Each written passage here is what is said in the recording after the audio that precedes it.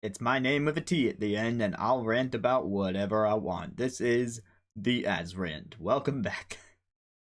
This time, I want to take a look back at some of my first Super Nintendo game experiences because I've got a perspective. I'm not going to call it a unique perspective necessarily, because I'm sure there's other people in this boat. But me being at the ripe age of 27 at the time of recording this, I did not grow up with a Super Nintendo. My first console was the GameCube. But when the 2020s came around, or even a little before that, late 2010s and into the 2020s came around, that's when I found myself, going back in time a bit and trying out some of these classic SNES experiences that I didn't get the first time around. And I suppose the main thing that spurred that on was when Nintendo released the SNES Classic Edition. I actually skipped over the NES Classic Edition on its first print, but the SNES Classic Edition, on the other hand, was a bit of a different story, because those games are a bit meatier, and I hear a lot more people talk about them. Yeah, there were less games on the SNES Classic, but they were, much more content heavy. So picking up the SNES Classic was a big gateway for me to get into a few different, some franchises altogether I wouldn't have gotten into without the SNES Classic. So let's just start there. There were some games that I messed around with just for the sake of saying I've messed around with them. Like Super Mario Kart is okay. I think the original F-Zero holds up pretty well, all things considered. It's the only F-Zero I've played, but it might be my favorite F-Zero, just based on how a lot of the other ones look, but I would need to give them a chance before I can make that final verdict, of course. But apart from those more arcadey type games that are fun to mess around with, one of the earliest things that I did with my SNES Classic was play the original Super Mario RPG. Because growing up with the GameCube, I started that journey with Paper Mario: The Thousand Year Door. And, back when Paper Mario and Mario and Luigi were in their prime, I was pretty into those. They were really nice RPGs. And so to go back and see this acclaimed RPG where a lot of those mechanics took root, it was pretty nice. Right? Yeah, Mario RPG holds up in the short of it. It inspired the series in a lot of ways. For example, like just having more playable characters beyond Mario, having a few of his castmates join along, like Bowser and Peach. That was a good start. The idea that you would do overworld traversal as a platformer, because that's Mario's origin, and then go into these battles, and then to have that battle system actually be something that gets built on, and that many games to this day are still borrowing from the whole idea of the action command in battle. I believe this was one of the earliest examples of that sort of thing. And just also the idea that the Mario RPGs would go on to have this off-the-wall zany brand of humor. It wasn't going to be a super serious story or anything, because we're talking about Mario here. Household family names, so they kept it on the lighter side. And that humor would extend for many years to come. So I'm glad I got to try that one out. And then not long after that, I went on to the original Donkey Kong Country. My first Donkey Kong Country was Tropical Freeze. There wasn't a lot to play on the Wii U, so I got to try out a lot more. In fact, I got Tropical Freeze for free digitally through Club Nintendo back in the time when that was still running. When they actually gave away entire games for free as part of their reward system. The gold coins these days aren't bad, but that's a whole other topic that I could rant about, I suppose. So, Tropical Freeze was fun. But I had never played any of the SNES original Donkey Kong countries. So I went back to the first one on the SNES Classic, and it's another one where I just had that same impression that, yeah, this holds up surprisingly well.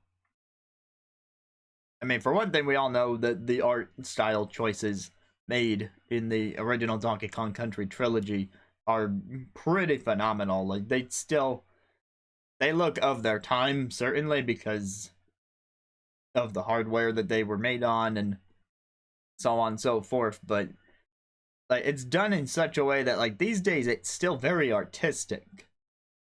It's not bad to look at in the slightest.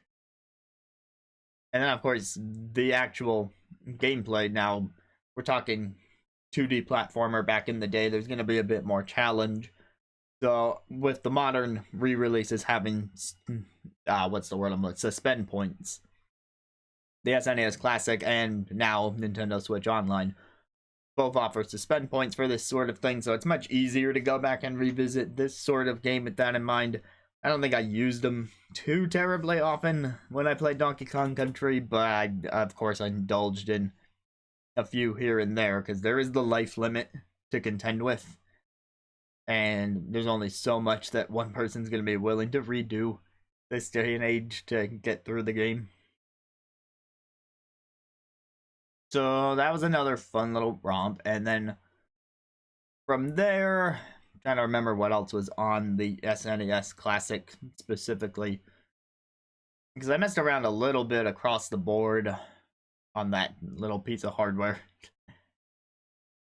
Oh, of course, some of the older Kirby games are on there, including Kirby's Dream Course. I mean, why don't we have another Kirby sports game is another question altogether. So, you know, Kirby's a ball. They've had plenty of spin-offs where Kirby's a ball. They would go on to use them in Canvas Curse and Rainbow Curse as a ball. So, why not bring back the golf idea? It's a little... I mean, I suppose these days they rely on Mario Golf, and then they have Clubhouse Golf, and now they're doing Switch Sports, which is going to have golf post-launch. It's a lot of golf, but I guess if you're releasing that many golfs, is there really not room for a Kirby Golf? I don't know. As a reminder, this show is called the Azrant for a reason. But yeah, that was really just the start of things on the SNES Classic, because there was a nice limited pool of things there. But as time went on, we got like closer to 2020 and beyond, a lot more became available just in and of itself. So I think the biggest one that I'm going to touch on here is the Mana series, the original set of Mana games. Now, Final Fantasy Adventure, aka Adventure of Mana, was not a Super Nintendo game, but it came bundled with 2 Super Nintendo games in the collection of Mana when Square Enix released that. So that was a pretty hyped collection for me, and by that point, SNES on Nintendo Switch Online had already been out for a while, and I bought that SNES wireless controller, so I played through the entire collection of Mana on the SNES controller wirelessly, including the first one, which wasn't an SNES game in the first place, but I think it worked pretty well. So of course the first couple of Mana games are pretty walkthrough dependent. Like, a lot of the design is a bit more obtuse. For a while, you can actually get through a good chunk of the game without a walkthrough, because for a while they do a good job of saying you're gonna need to go here next, and oh, you should head up that way. Or at least limiting your options so that if you're just going out looking around, you'll naturally stumble upon the thing. But the further you get into the game, the more difficult it becomes to know exactly where to go. Especially in Secret of Mana, when they set you free to gather a bunch of the Mana Spirit things. I don't remember exactly what we went around and collected, but there's a point in the game where it's non-linear. I think they mark things on a map to a degree. I don't know. I just remember there being points where I would need to reference a walkthrough. Just to navigate, at least, not to actually beat the game. Because it's an action RPG. I mean, let that be a thing that sinks in for a moment. These games are very early examples of action RPGs where there's no turn-based battle, and you're doing all the combat in real time. And I really like the Xenoblade games this day and age, and they use a very similar system.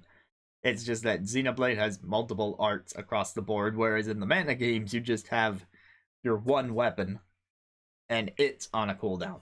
But it's not exactly a cooldown. You can keep swinging the weapon, it just won't be very effective if you're mashing it. Rather, you want to wait for this little charge gauge to fill up to get the most out of each attack. And you don't always have to wait for it to fill up all the way, but if you do, then good things will come.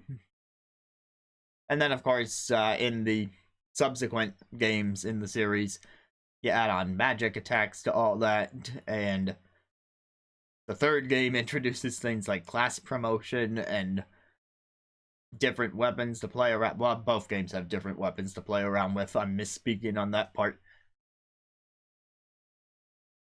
But I mean, like, it feels like it had to have been pretty big for the time. And the thing is, it still holds up as long as you either have knowledge of the game or are willing to reference a walkthrough here or there. And I'd say Trials of Mana, the one that was previously unreleased, and probably the number one reason to pick up Collection of Mana, that's the one that holds up the best and doesn't need the walkthrough nearly as much. And like, which is saying something, because that game has 6 different characters that you can pick from, and they each have unique elements to their story path. It's the whole thing. So actually what I did with Trials of Mana was I picked 3 party members when I played the SNES version, and then the 3D remake came out a few months later. So in that version, I picked the other 3 party members that I did not pick originally. So in that sense, I've pretty much seen all sides of things, because as long as they're in your party, you get a sense of what's going on. So that it was interesting to compare the two. The SNES version is obviously harder than the 3D remake, as I feel like the 3D remake, just by nature of it being 3D, the combat ends up being a bit easier to manage, and a lot more is telegraphed, and other modern conveniences just kind of make it an easier time overall.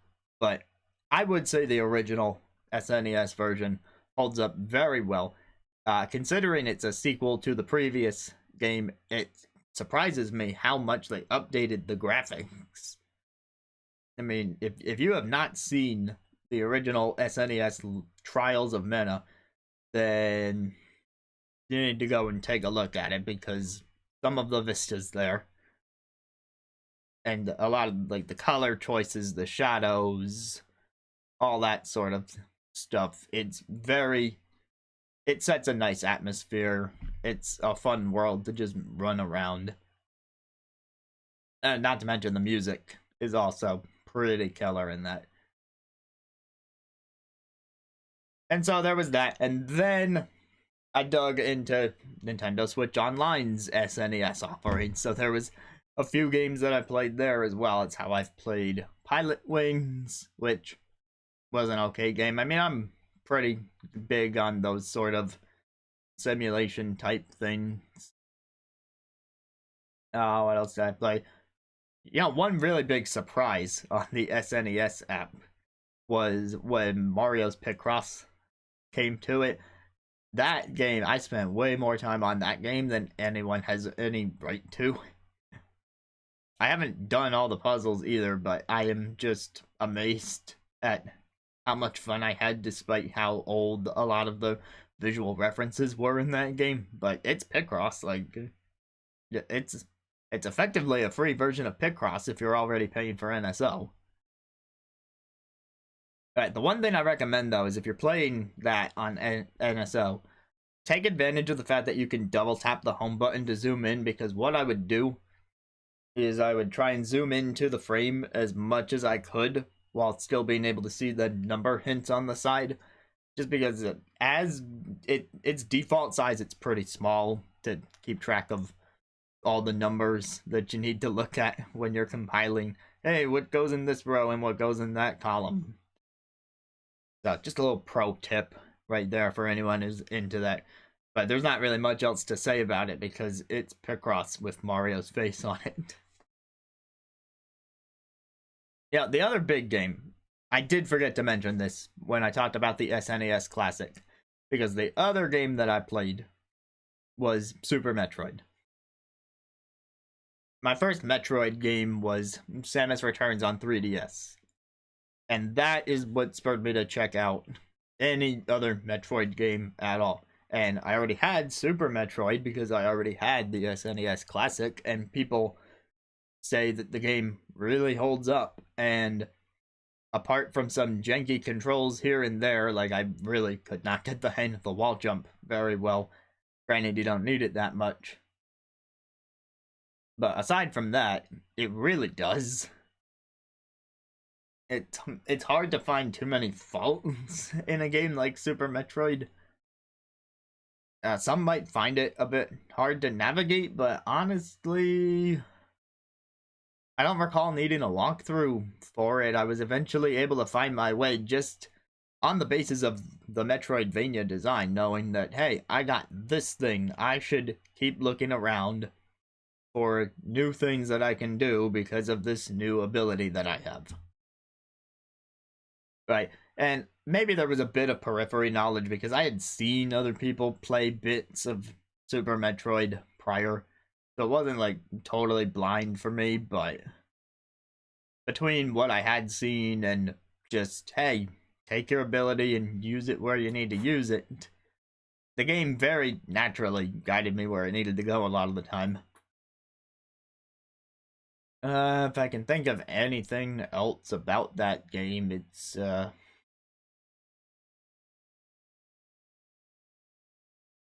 ghost ship is a pretty nice set piece, all in all, if I can say.